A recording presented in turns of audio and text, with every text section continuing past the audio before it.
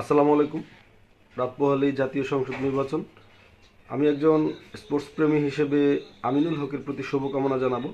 আমিনুল হক বাংলাদেশের সাবজয়ী ফুটবলার, অধিনায়ক, এবং তিনি অবসর নেয়ার পরেই কিন্তু রাজনীতিতে এসেছেন।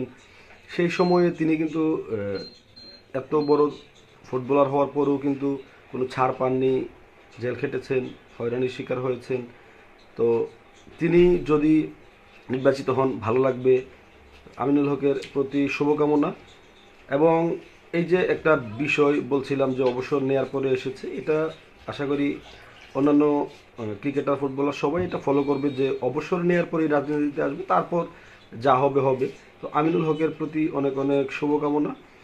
এছাড়া আসলে এই যে এখন যে সময়, এই সময়ের মধ্যে কিন্তু মানুষ আসলে সিদ্ধান্ত নিয়ে ফেলেছে কাকে ভোট দিবে না দিবে। তো যাই হোক, যারাই বাংলাদেশের নেতৃত্বে আসুক, ভালো মানুষ যেন আসে এবং সুন্দর এবং স্থিতিশীল বাংলাদেশ যেন উপহার দিতে পারে আমাদেরকে, সেই ধরনের ব্যক্তিরাই যেন পাশ করে। সবার জন্য শুভকামনা।